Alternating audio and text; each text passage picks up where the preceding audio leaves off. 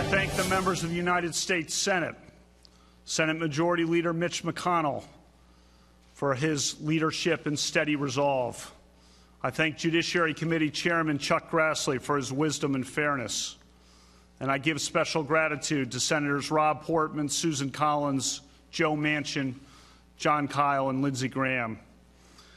They are a credit to the country and the Senate. I'll be forever grateful to each of them and to all the senators who carefully considered my nomination. That was the new Associate Justice of the U.S. Supreme Court, Brett Kavanaugh, thanking members of the Senate, including my next guest, South Carolina Senator Lindsey Graham. Senator Graham, I said this to you last week, and I'll say it again tonight. I don't think this would have happened without you. The moment where it was just organic for you was extraordinarily powerful in as much as it was righteous indignation at that moment. And the other thing I'd like to say, I don't think it would have happened. I watched the speech of Susan Collins, and I said this Friday night on this show. I think it was the best Senate speech I've ever seen. Yes. Methodically laying out the case with no influence outside from anybody, under enormous pressure. And I've heard every horrible thing said about this woman.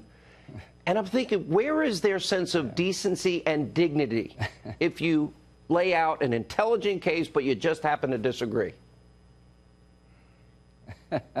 Well, it's about outcomes for our friends on the left. There's nothing they won't do to maintain power. There's nothing they won't do to take it back when they lose it.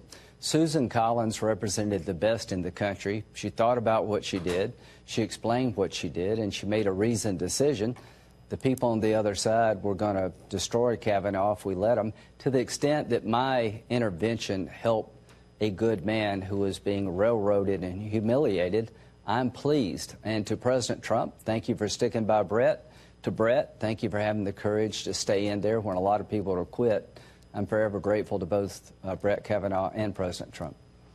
What I see now in people, a level of energy and enthusiasm and just raw, we're not going to put up with this, that I think is ignited around the country. I don't know the impact it'll have on the country in 29 days, but considering that we see every 2-4 years and every confirmation these tactics, we can't reward this behavior because we'll just get a lot more of it.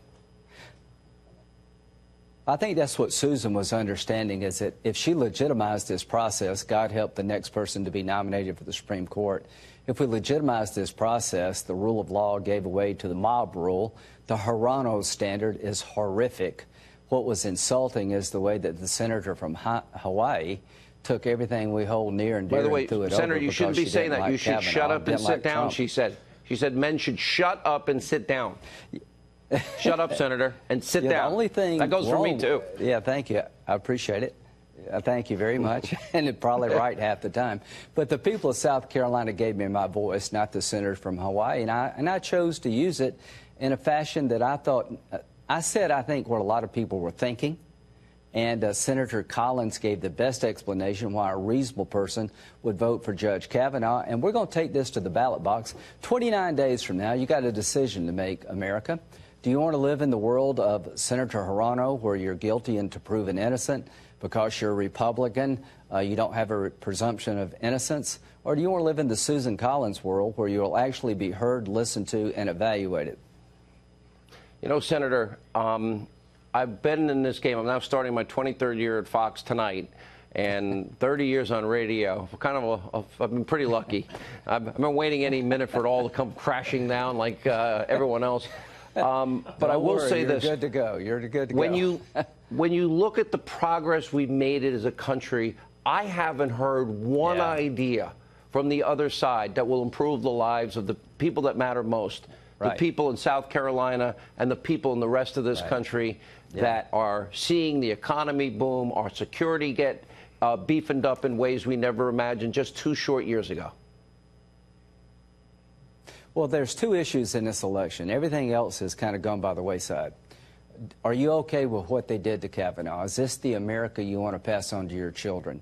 We want women to be heard and respected. Dr. Ford was heard. She was respectfully treated.